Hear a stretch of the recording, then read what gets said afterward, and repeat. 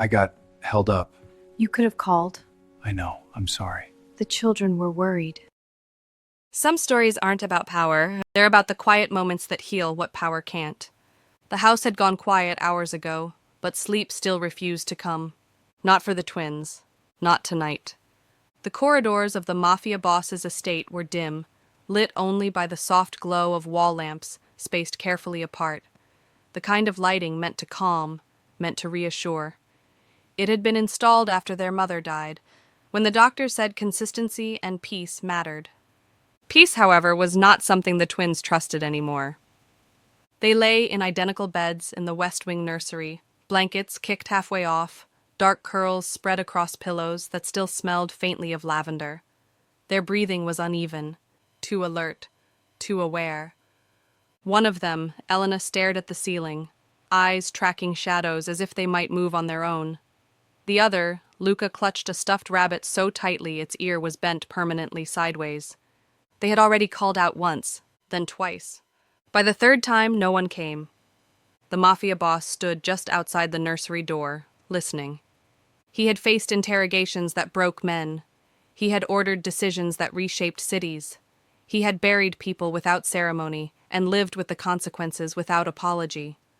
But this helpless, restless silence unnerved him. Inside the room, Elena whispered, "Papa?" The word landed in his chest like something sharp. He didn't answer, not because he didn't want to, because he didn't know how. He had tried everything the specialists suggested. Night lights, soft music, security presence, gentle voices from nannies trained to soothe children who lived behind gates and cameras. None of it worked. The twins didn't cry. That was the worst part. They lay awake, listening, waiting for something to go wrong. The Mafia Boss exhaled slowly and stepped away from the door. Downstairs, in the service corridor that ran parallel to the main hall, a woman moved quietly with a folded stack of linens in her arms. She had been hired 3 weeks ago. No one knew much about her. She hadn't volunteered details, and no one had asked. She did her work carefully, efficiently, and without drawing attention to herself. She spoke when spoken to. She kept her head down. Most people barely noticed her. The Mafia Boss noticed everything. He had noticed the way she never flinched at raised voices, the way she avoided the security team's eyes not out of fear, but habit, the way she hummed softly under her breath when she thought no one was listening. Tonight, as he crossed the corridor, he stopped when he heard it. A sound. Not crying, something softer. A voice. He followed it to the edge of the staircase that overlooked the West Wing. The maid stood just outside the nursery door. She hadn't knocked. She wasn't trying to enter. She simply stood there, linens forgotten against her hip, humming a low, tuneless melody. The kind that wasn't meant to impress. The kind someone sang when they were alone. The door was cracked open. Inside, the twins had gone very still. The Mafia Boss watched as the maid hesitated, then lowered herself slowly to sit on the floor, back against the wall beside the door frame. She kept her hands visible, folded loosely in her lap. She didn't speak. She didn't announce herself. She just stayed. Minutes passed. The Mafia Boss didn't interrupt. From his position in the shadows, he saw Luca inch closer to the edge of her bed, saw Elena turn her head toward the sound, curls shifting on the pillow. The maid adjusted her humming, barely perceptible, like she was following a rhythm only the children could hear. Finally, a small voice drifted out. "You're not the other lady," Elena said. The maid smiled faintly, though the twins couldn't see it. "No," she replied softly. "I'm not." Another pause. "Are you leaving?" Luca asked. The maid considered the question carefully. "Not right now," she said, "only if you want me to." Silence followed. Then the blanket rustled. Elena sat up. "You can stay," she said, as if granting permission to breathe. The maid didn't move closer. She didn't stand. She didn't try to tuck them in. She stayed exactly where she was. "I used to sit like this with my little brother," she said gently. "He didn't like sleeping alone either." The twins exchanged a look. "What happened to him?" Luca asked. The maid's fingers tightened briefly in her lap. "He grew up," she said, And one day, he didn't need me there anymore. This seemed to satisfy them. Luca lay back down. Elena hesitated, then whispered, "You can hum again." The maid did. The Mafia Boss felt something shift in the room. Not relief, recognition. He stepped forward then, his presence filling the corridor without sound. The maid sensed it immediately. She looked up, eyes meeting his for the first time that night.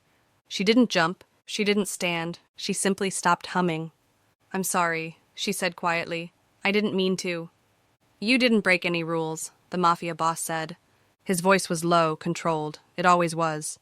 He looked past her into the room. The twins were lying still now. Luca's grip on the rabbit had loosened. Elena's breathing had slowed.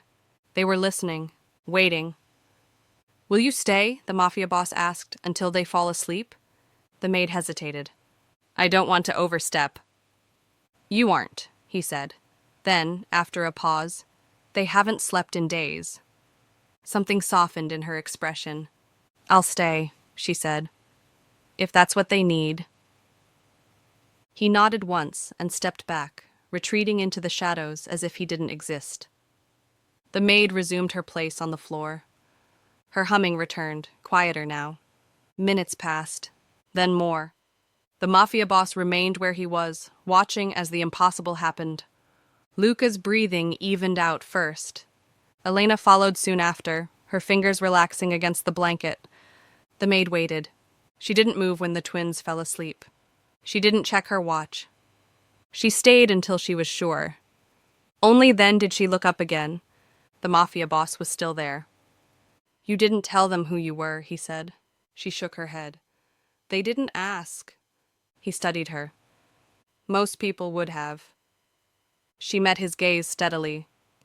"Most people want to be remembered." Something about that answer stayed with him. "What do you want?" he asked. The maid glanced at the sleeping children, then back at him. "I want them to feel safe," she said. "At least for tonight." The Mafia Boss looked at his daughters, then back at the woman who had done in minutes what money, staff, and control could not. "Come back tomorrow night," he said. It wasn't a request, but it wasn't a command either. She nodded. "I will." As she stood, careful not to make a sound, the Mafia Boss realized something that unsettled him more than any threat ever had. For the first time since his wife's death, his daughters were sleeping. And the woman responsible wasn't someone he could intimidate, buy, or replace. She was simply there, watching, listening, healing something he didn't know how to reach, dangerous in a way he hadn't prepared for. The twins slept through the night. That alone made the morning feel unfamiliar. The Mafia Boss noticed it before anyone else did, before the security shift changed, before the kitchen staff began their quiet routines, before the house fully woke. There were no small footsteps padding into the hallway, no voices calling out from the west wing, no tension humming through the walls, just silence. Real silence. The kind that didn't demand to be watched. He stood at the doorway of the nursery longer than necessary, hands resting loosely at his sides, watching his daughters breathe. Elena lay curled on her side, thumb tucked under her chin the way she had when she was very young. Luca sprawled on his back, rabbit still clutched in one hand, mouth parted in deep sleep. They looked like children again. Not like fragile things being guarded. Not like responsibilities he was failing. Something tightened in his chest. He straightened and turned away before the feeling could settle too deeply. Downstairs, the maid was already at work. She moved through the kitchen quietly, wiping down a counter that was already clean. She didn't jump when the Mafia Boss entered. She simply inclined her head slightly in acknowledgement and continued what she was doing. "You stayed longer than expected last night," he said. She nodded. They needed it. That was all. No apology, no explanation. He studied her from across the room. In daylight, she looked younger than he had assumed. There were faint shadows beneath her eyes that suggested long nights and short rest. Her uniform was plain, unaltered, as if she had no interest in making it her own. "Where did you learn to do that?" he asked. She paused, cloth still in her hand. "My mother," she said. "She used to sit with me when my father worked nights." A simple answer, but not an easy one. He waited. She didn't elaborate. How long have you been working in houses like this? He asked instead. Most of my adult life. Why here? She met his gaze evenly. You needed help. That wasn't what he meant, but it was the truth. He let the question drop. The rest of the day passed uneventfully. Meetings came and went, calls were taken, decisions were made that affected people who would never know his name. And yet, beneath it all, something had shifted. That evening, the twins asked for her. Not directly. Elena simply said, "Is the lady here?" And Luca followed with, "The one who hums." The Mafia boss didn't answer right away. She has a job, he said carefully. She can't always. She can sit, Elena said. She doesn't have to do anything. It was a reasonable request. That was what made it dangerous. The maid sat on the floor again that night. The twins fell asleep faster than before. On the third night, Elena asked a question that changed the air in the room. "Why don't you sleep here?" she asked the maid. The maid smiled faintly. "Because this isn't my room." "But you're here," Luca said. "That's the same." The Mafia boss listened from the hall, unseen. "It's not the same," the maid replied gently. "But it's close enough." Elena frowned. "Did you have children?" The maid hesitated. "No," she said. "But I took care of someone who felt like it." "Who?" "My brother." "What happened to him?" Luca asked again. This time the maid didn't answer immediately. "He made a choice," she said finally, "and I couldn't protect him from it." The room grew very quiet. Elena pulled her blanket up to her chin. Was it a bad choice? The maid looked at her, really looked at her. "It was a human one," she said. "Those are usually the hardest to forgive." The Mafia boss felt the words settle somewhere deep. Later that night, after the twins were asleep, he stopped the maid in the hallway. "You don't have to answer their questions," he said. She considered that. "I know." "Then why do you?" She met his gaze. "Because they can tell when adults lie to make themselves comfortable." That answer stayed with him. Days passed. The twins slept. They laughed more. They began to leave their door open at night. And the Mafia boss found himself watching the maid in ways that had nothing to do with security. She never raised her voice, never lingered unnecessarily, never asked for anything, which, in his world, was the clearest sign of someone who had learned to survive without relying on others. One afternoon, he found her sitting in the garden, mending a tear in a cushion rather than discarding it. "You could have asked for a replacement," he said. She didn't look up. "It still works." "Most people prefer new." She threaded the needle carefully. "Most people are taught that broken things should be thrown away." That was not a domestic philosophy. That was a wound. He sat down across from her. "Your brother," he said. "Did he leave?" She tied off the thread and set the cushion aside. "He didn't get the chance." The words were quiet, final. "What happened?" he asked. She inhaled slowly, then exhaled. "He trusted the wrong man," she said. "Believed that loyalty would be enough." The Mafia boss understood that language. "What did it cost him?" "Everything," she replied, "including me." The honesty of it struck harder than accusation ever could. "You stayed," he said, "with your family." She nodded. Someone had to. The silence between them stretched. Finally, she spoke again. "I didn't plan to stay here," she said. "I was looking for something temporary, quiet." "And now?" "And now," she said, choosing her words, "I don't feel like the nights are swallowing me whole." That was when he realized the truth he had been avoiding. She wasn't just healing his daughters, she was healing herself. And in doing so, she was changing the shape of his house, which meant changing the shape of his control. That night, Elena asked him something unexpected. "Papa," she said, standing at the foot of his desk, "is she leaving?" He looked at his daughter. then at the open doorway where the maid waited, giving space as always. "Do you want her to?" he asked. Elena shook her head. "No." Luca appeared behind her and nodded emphatically. "She makes the bad dreams stop," he said. The mafia boss closed his eyes briefly. "Then she can stay," he said. The maid stiffened slightly. He looked at her. "This isn't a favor," he said. "It's an arrangement." She met his gaze steadily. "I don't belong to you." "I know," he replied. "That's why I'm asking." She considered him for a long moment. "I'll stay," she said. "As long as it's about them." "It is," he said.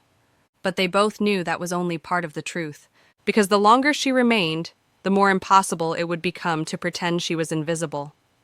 And the mafia boss was beginning to understand something dangerous. The twins weren't the only ones sleeping better. He was too.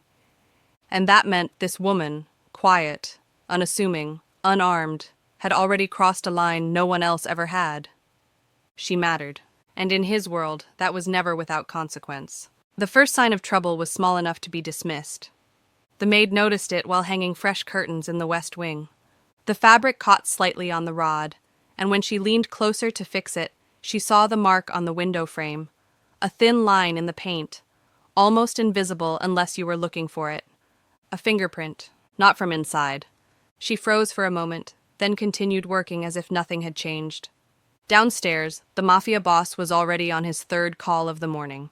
Voices rose and fell through encrypted lines, conversations layered with the kind of tension that never quite left his life. But even as he spoke, he felt it, the familiar tightening in his instincts. Something had shifted. When the maid entered the study later, carrying a tray of untouched coffee, he noticed immediately. "You're holding your breath," he said. She blinked, surprised. "I didn't realize." "You do when you're worried," he replied. She set the tray down carefully. "There's a mark on the nursery window," she said, "on the outside." The mafia boss didn't react. He didn't need to. "How old?" he asked. "Recent," she said. "Within a day." He nodded once and reached for his phone. By the time he stood, half the estate's security team was already in motion. They found nothing else. No broken locks, no alarms triggered, no footprints in the soil that hadn't already been cataloged. That was what made it worse. Someone had been close enough to touch the glass, and had left without a trace. That night the twins didn't ask questions. They sensed the change without understanding it. Elena stayed close to the maid, fingers catching in the hem of her uniform as they walked down the corridor. Luca glanced over his shoulder more than once. "Is something wrong?" Elena asked quietly. "No," the maid said. "Just a busy day." The lie tasted bitter. When the twins were asleep, the mafia boss called the maid into his office. She stood across from him, hands folded, posture calm but alert. "You didn't tell them," he said. "They don't need to carry it," she replied. He studied her. "You're used to this," he said. "The moment when calm turns fragile." She didn't deny it. "My brother's choices brought attention," she said. "Not all attention is loud." The mafia boss leaned back in his chair. "Someone is watching this house," he said. "Not to take, to measure." Her jaw tightened. "Because of me?" she asked. "Because of them," he corrected, glancing toward the ceiling that separated them from the nursery. "And because of you." She absorbed that silently. "They noticed the change," he continued. "Children who suddenly sleep. A house that stops bleeding tension." She nodded slowly. "That's how it always starts," she said. "Someone notices what wasn't supposed to heal." The mafia boss stood. "I will increase security," he said. "Adjust routines, limit movement." She looked up at him then. "And the twins?" she asked. "They stay as they are," he replied. "Protected, unaware." "And me?" That was the question he had been avoiding. "You stay," he said carefully. "But not unguarded." She took a step back. "I didn't agree to be protected," she said. "I agreed to help them." "You can't separate those anymore," he said. "They already see you as safe." Her voice softened. That doesn't make me safe. No, he agreed, it makes you important. The next incident came 2 days later. A note, not a threat, just a message. It was slipped beneath the service gate during the afternoon shift, found by a guard who knew better than to read it. The Mafia Boss did. It contained no names and no demands, only a sentence written with deliberate care. Some comforts don't belong to men like you. The maid read it without expression. They're not angry, she said. They're curious. And curious men don't stop, he replied. That night, the twins didn't sleep as easily. Luca stirred restlessly. Elena woke once, whispering the maid's name. The maid sat beside them longer than usual. When the house finally settled, the Mafia Boss waited. You knew this would happen, he said. She nodded. Eventually. Why didn't you say anything? Because fear makes people pull away, she said, and pulling away would hurt them more. He watched her closely. You're not afraid, he said. She hesitated. I am, she admitted. But I've learned not to let it decide for me. That was when he realized the full weight of what she represented. She was a vulnerability, not because she was weak, but because she was proof that something gentle could exist in his world, those who wanted to destroy it. The following morning, the Mafia Boss received a call from a name he hadn't heard in years, a man who specialized in quiet leverage. You've grown sentimental, the voice said smoothly. The Mafia Boss said nothing. Children, the man continued. A domestic addition. Unexpected. Silence stretched. Who sent you? The Mafia Boss asked. A chuckle. You know better than to ask questions with obvious answers. The call ended without goodbye. That afternoon, the maid was followed. She knew it before she saw him. A man across the street. Too consistent. Too uninterested. She changed direction twice. He stayed. When she returned to the estate, the Mafia Boss was already waiting. You weren't subtle, he said to the security team. They were meant to be seen, the maid said quietly. She met the Mafia Boss's gaze. They're not threatening, she added. They're reminding you. Of what? He asked. That nothing in your life goes unnoticed forever. That night, Elena asked a question that cut deeper than any threat. Are you going to leave? She asked the maid, voice small. The maid knelt in front of her. Why would you think that? Because people leave when things get scary, Luca said. The maid closed her eyes briefly. Sometimes, she said. But sometimes, people stay because leaving would hurt more. Elena considered that. Will you tell us if you're scared? She asked. The maid smiled sadly. I'll tell your father, she said, and he'll decide how to keep us safe. The Mafia Boss watched from the doorway. He realized then what the real danger was. Not the men watching, not the messages, but the choice forming in front of him. If he kept her here, he drew fire closer to his daughters. If he sent her away, the twins would lose the one thing that had brought them peace. And she would lose the only place she had stopped running. Later that night, he spoke the truth he had been circling. Someone is going to force a decision, he said to her. When? Soon, he replied. She nodded. Then you should know, she said. If you send me away, I'll understand. And if I don't? She looked at him steadily. Then I'll stay, she said, knowing exactly what that means. The Mafia Boss stood alone in his office long after she left. For the first time in years, power felt like a burden rather than a shield. Because protecting his daughters meant choosing between safety and healing. And for the first time, he wasn't sure which one would cost more. The estate had survived wars without looking like it. That was always the Mafia Boss's preference. No shattered windows, no sirens, no visible panic, just adjustments. The kind the world never noticed until it was too late. By morning, the West Wing had a new rhythm. Security rotations shifted by minutes instead of hours. Cameras were checked twice as often. Entry points were maintained under the excuse of routine upgrades. Nothing dramatic, everything deliberate. The maid noticed it, of course. She noticed the new guard posted too close to the nursery hall, the slight delay in how quickly staff members were permitted through the service corridor, the way the house seemed to breathe differently, like it was holding something back. She didn't comment. She simply did what she always did. She stayed quiet. That afternoon, the Mafia boss asked her to meet him in the library. It wasn't a room guests used. Not anymore. It smelled like old paper and expensive wood polish, untouched by most of the house's daily noise.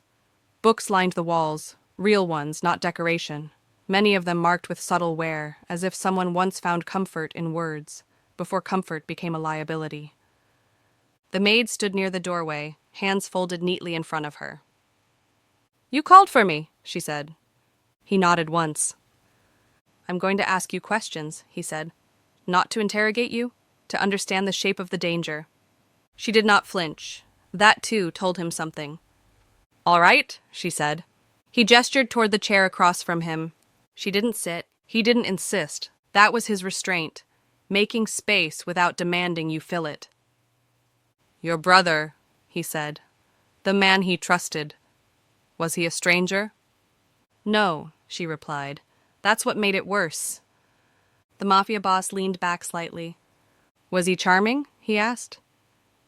"Yes," she said, in a way that felt safe until it didn't. "Did he ask for anything at first?" "Only time," she answered.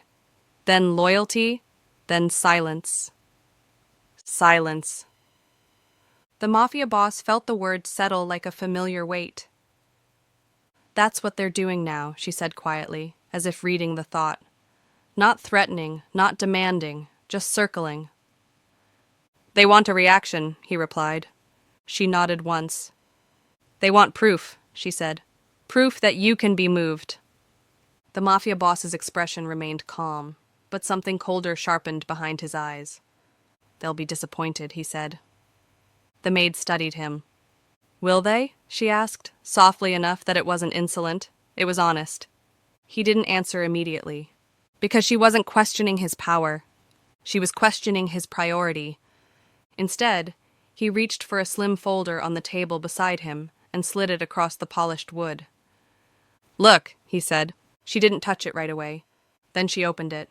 Inside were printed images, not sensational, not explicit. A man at a bus stop across the street, same time, 3 different days. A woman near the cafe, same posture, same angle, different coat. A delivery van that showed up once a week without any deliveries logged. Patterns. She turned each page slowly. "They've been here longer than I thought," she said. "Yes," he replied. "Before you." The maid looked up. "So it's not because of me." "It became about you," he corrected, "but it didn't begin with you." She closed the folder carefully. "What do they want?" she asked. The Mafia boss folded his hands, expression unreadable. "They want to know whether the twins are leverage," he said, "or whether you are." Her throat tightened. "And which one is it?" she asked. He held her gaze. "That depends on what you do next," he said. The maid's eyes narrowed slightly. "Me?" He nodded. "They're watching you more closely than anyone else in this house," he said. "Because you're the newest variable. You changed the pattern." She swallowed, then asked the question she'd been avoiding since the note slipped under the gate. "What do you want me to do?" she asked. The Mafia boss's answer came calm and immediate. "Nothing," he said. She stared. He didn't explain right away. Let the discomfort bloom and show itself. Strategy required patience. Humans were too eager to solve feelings. "Doing nothing is not safety," she said carefully. "No," he agreed. "It's discipline." He stood and walked toward the library window, looking out over the manicured gardens. "They're waiting for you to run," he said, "or for you to demand protection loudly enough that they can justify escalation." The maid's fingers tightened slightly. "I don't intend to run," she said. "I know," he replied. "That's why they'll try to make you." He turned back toward her. "I'm going to make them impatient," he said. "How?" she asked. He crossed the room slowly and stopped at a respectful distance. "By keeping you visible," he answered, "and refusing to act the way they expect." Her stomach dropped. "You want me to stay in the routine?" she said, understanding dawning. "Yes," he said. "Exactly." She looked toward the ceiling, toward the corridor that led to the nursery. And the twins? She asked. They keep their nights, he said. They keep their peace. Her expression tightened. You're gambling with them. The Mafia boss's gaze sharpened. No, he said. I'm protecting them by controlling the battlefield. She didn't look convinced. He didn't blame her. When you lived through loss, reassurance sounded like negligence. He lowered his voice. This is what you need to understand, he said.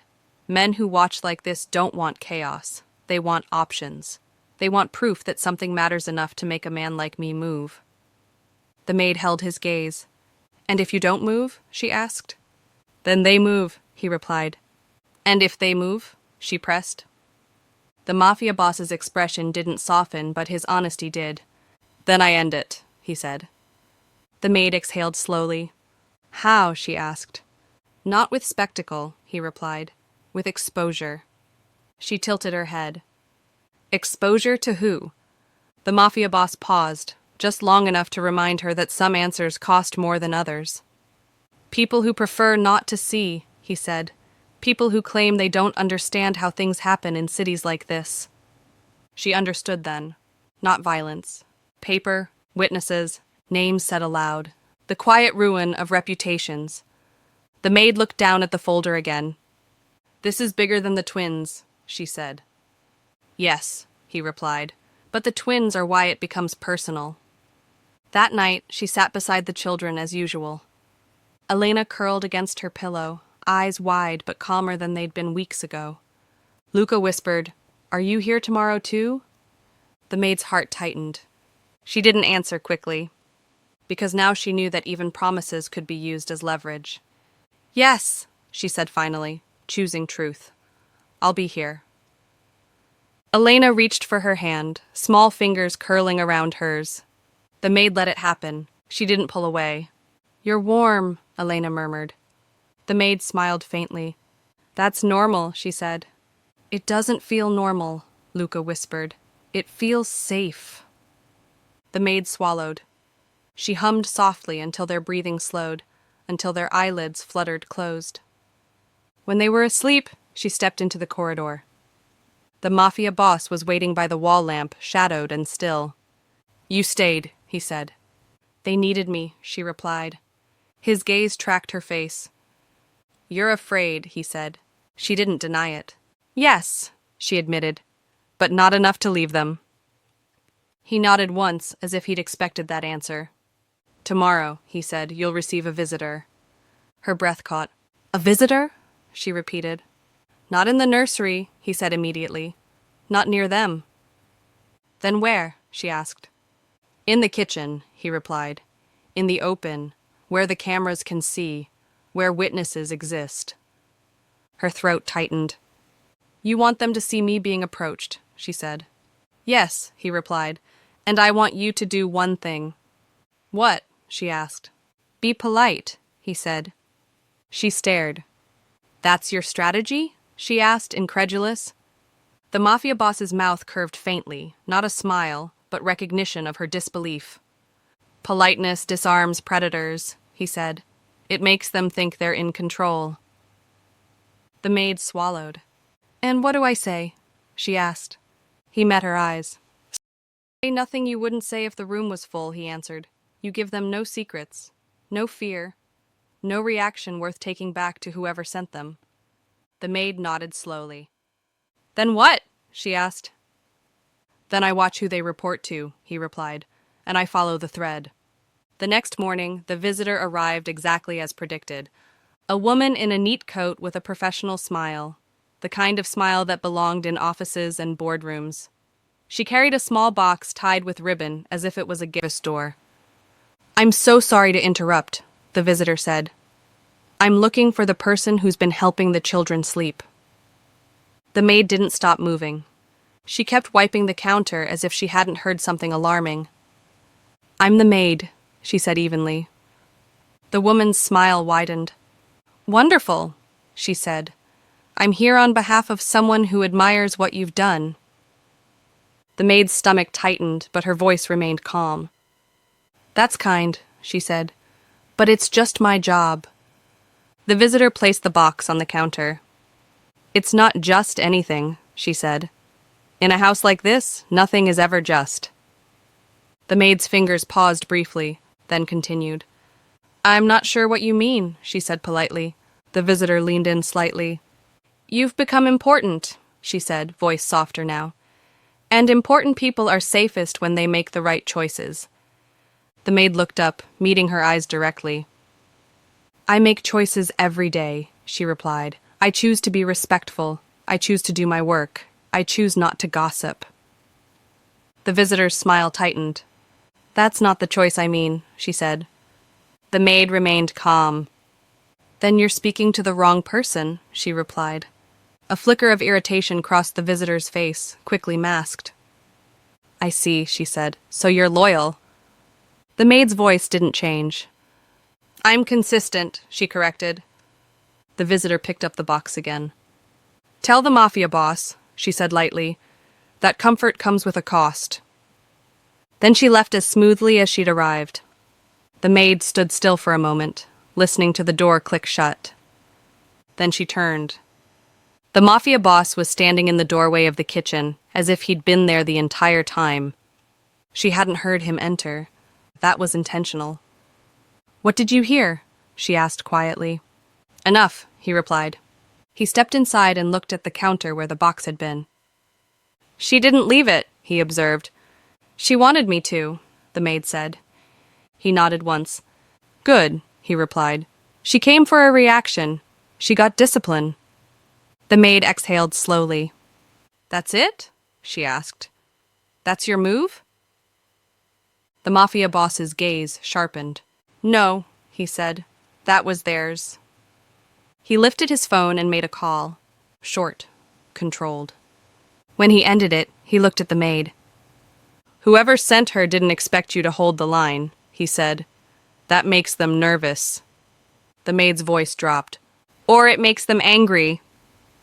The Mafia Boss's expression turned colder. It makes them visible, he said. Then he paused, and in that pause she felt the shift. Not in the house, in him. You told me your brother trusted the wrong man, he said quietly. She didn't like where the conversation was going. Yes, she replied. The Mafia Boss met her gaze. Then tell me something, he said. The man who took him, who convinced him, did he work alone? The maid hesitated.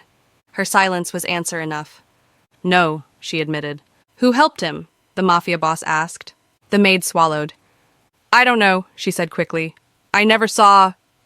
The Mafia Boss's tone stayed calm, but it sharpened at the edges. You do know something, he said, even if it's only a detail. The maid's chest tightened, because now she understood the danger of this strategy. This wasn't only about protecting the twins. This was about tracing an older thread, a pattern that might have started long before she arrived at this house. You think the same people are involved, she whispered. The Mafia Boss didn't answer directly. He asked the question that mattered. Did you come here by accident, he said, or were you guided? The maid's face drained of color. Guided? She repeated. He held her gaze. You were looking for something temporary, he said. Quiet. She nodded slowly. And you found the one house in this city where your presence would matter most, he continued, where children needed you, where your quiet would become visible.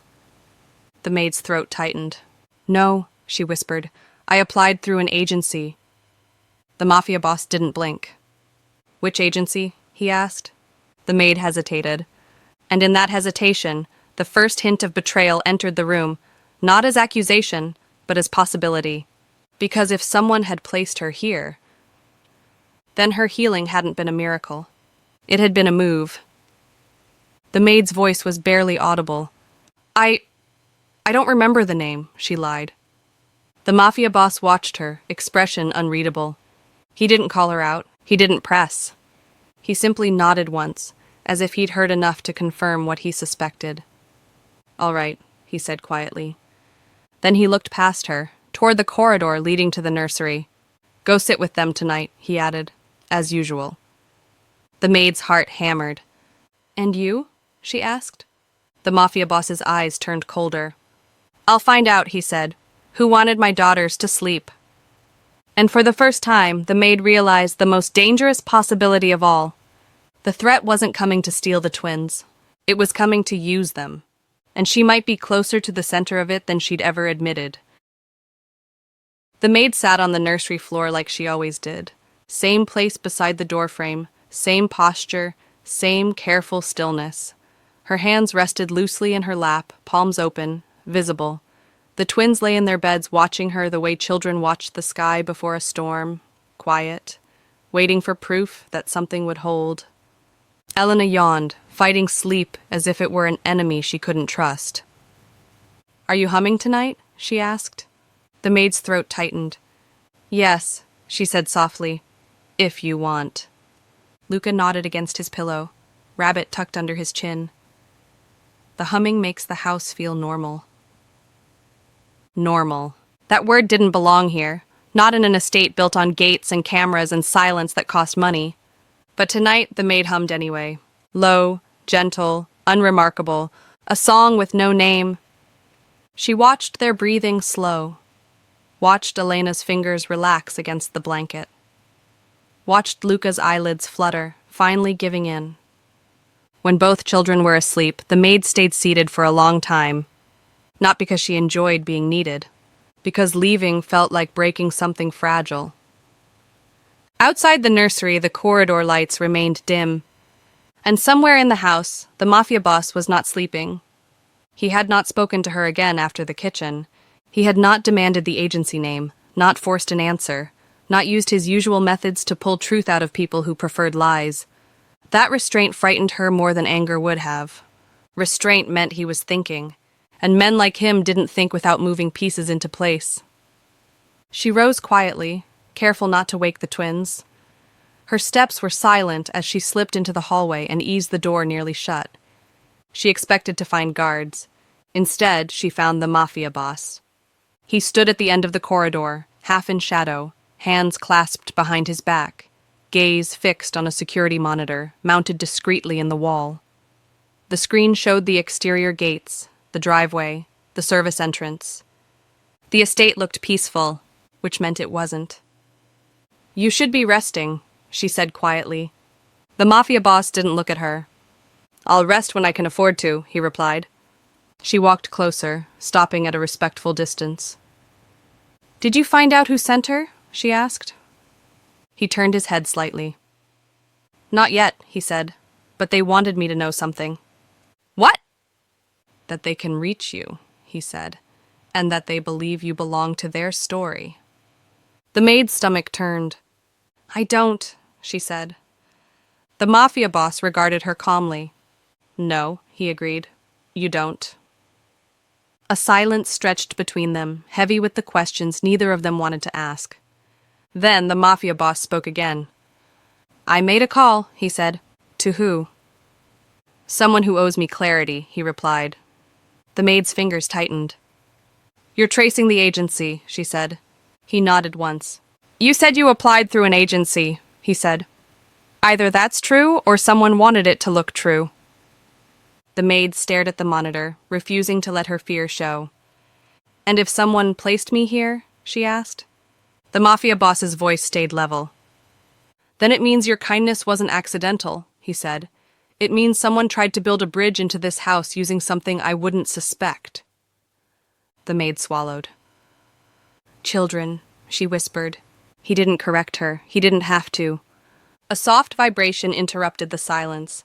The mafia boss's phone. He checked the screen and his expression did not change, but the air did. The kind of shift the body recognized, even when the mind tried to deny it. "It's time," he said. The maid's heart jumped. "Time for what?" He looked at her.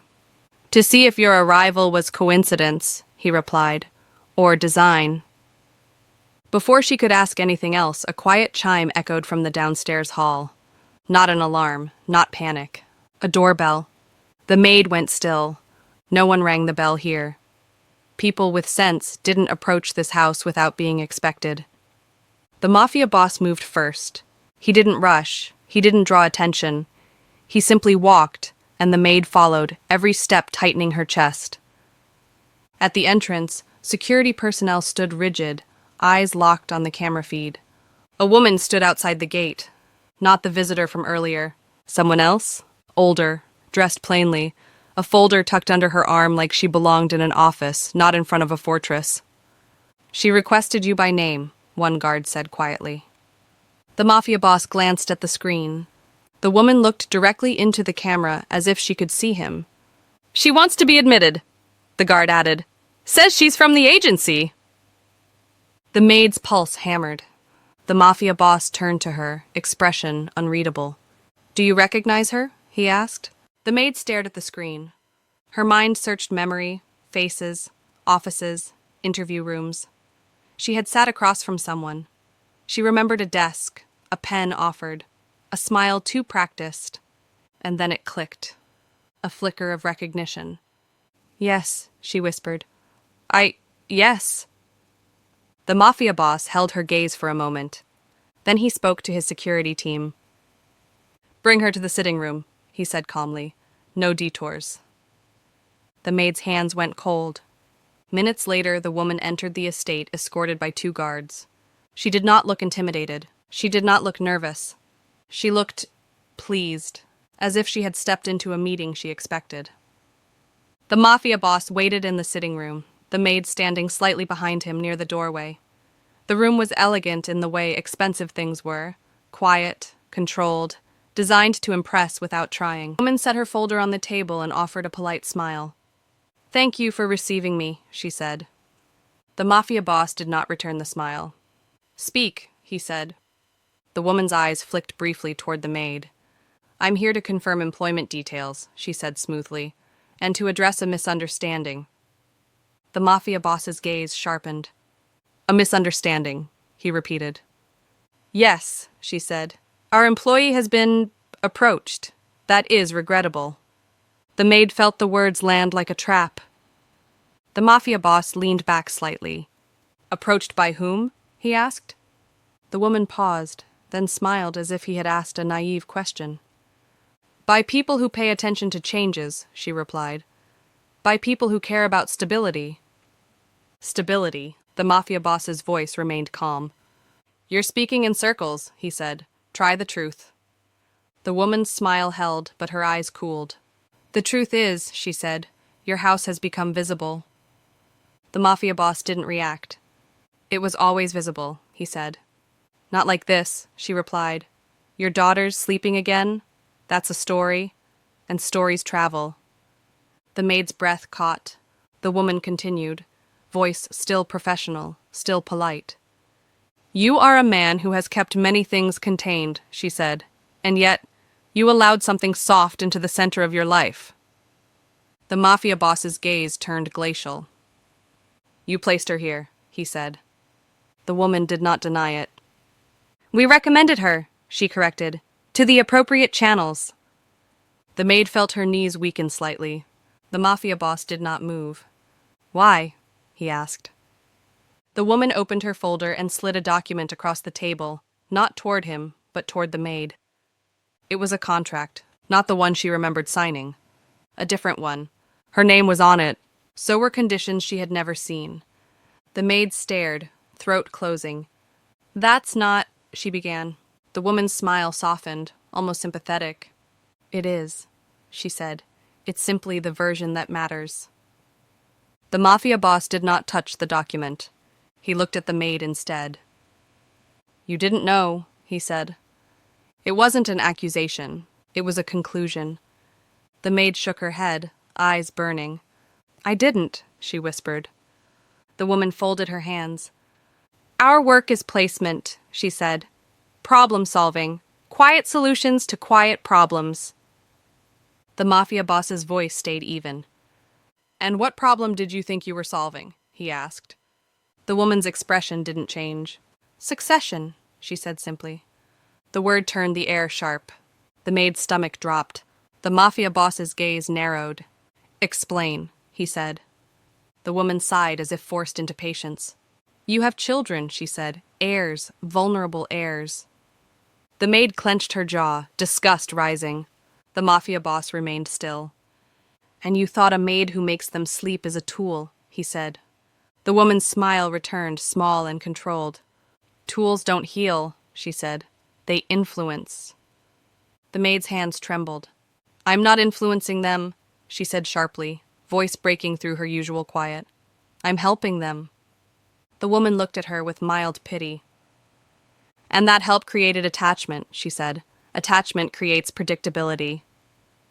The mafia boss stood, not abruptly, deliberately. The room seemed to shrink around his calm. You made my daughters a measure, he said quietly, and you made her a bridge. The woman's gaze lifted to meet his without fear. We made an observation, she corrected, that you are still human. The mafia boss's eyes went colder. And you came tonight because? He asked. The woman straightened slightly. Because the people who watch stability want assurance, she said. They want to know where the bridge leads. The maid's breath hitched. The mafia boss looked at her. Do you understand what they're asking? He said. She did. They wanted her to stay so they could keep watching, or they wanted her removed so the twins would unravel again. Either way, they believed they were in control. The woman continued, voice gentle, poisonous. You have an opportunity, she said to the mafia boss. Return to your normal. Remove the variable. The maid's throat tightened. Or, the woman added, eyes flicking to the maid, formalize the arrangement. Make her loyal, make her accountable.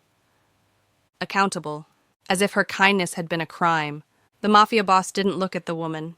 He looked at the maid. You lied to me earlier, he said quietly, about the agency name. Because they trusted her. That trust was not a chain. It was a gift. Downstairs, voices were low, controlled.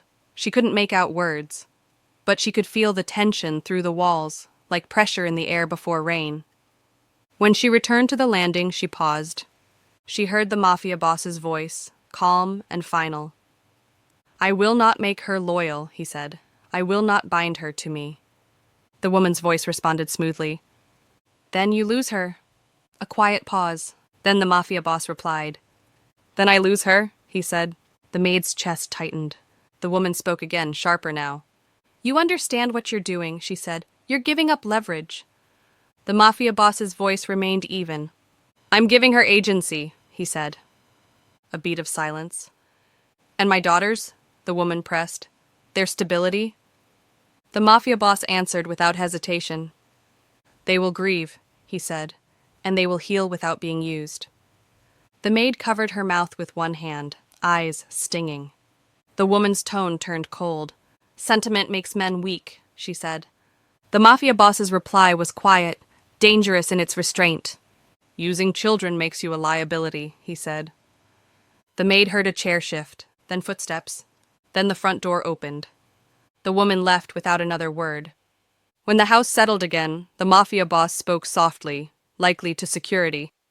Ensure she is escorted off the property, he said, and make sure she understands she is not welcome again. Silence. Then the mafia boss's footsteps moved toward the staircase. The maid remained at the landing, frozen, unsure if she should reveal herself or run back into the nursery and pretend she hadn't heard. He looked up and saw her. He stopped. His expression was unreadable. You heard? He said. She nodded, tears threatening but not falling. You're sending me away, she whispered. The mafia boss didn't correct her immediately.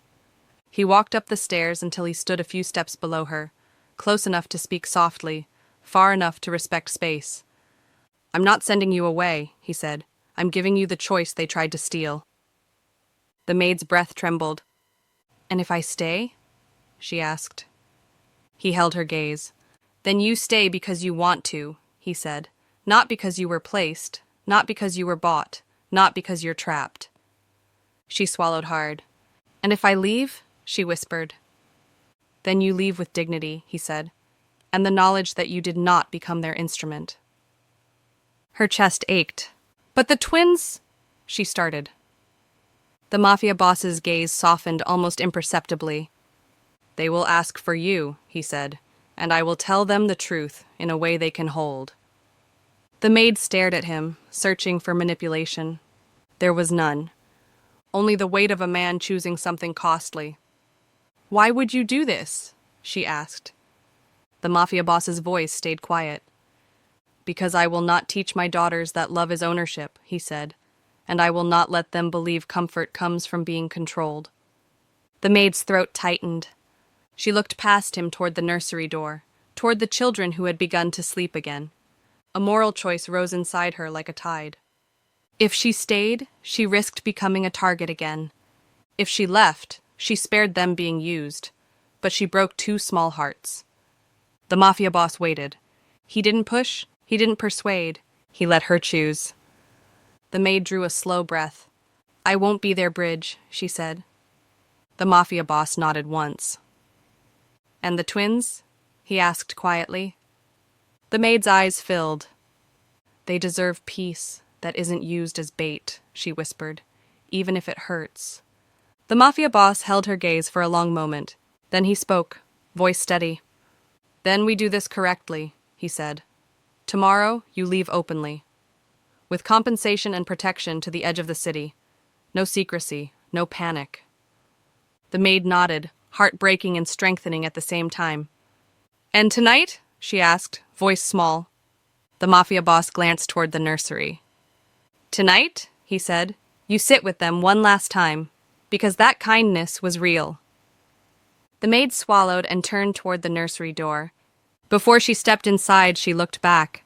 The mafia boss stood in the hallway, quiet and still. The kind of man who could have forced 100 outcomes, choosing instead to let one woman keep her agency. It was the most dangerous decision he could make. Not because it weakened him, because it proved he was willing to lose something precious rather than use it. The maid opened the nursery door. She sat beside the beds, and for the first time, her humming sounded like goodbye. Not dramatic, not loud, just a gentle truth carried in the only way she knew how. The twins slept on. And in the hallway, the mafia boss listened, knowing that by morning, he would have to explain loss without teaching fear. Because real protection wasn't possession. It was letting someone go, so they could remain human.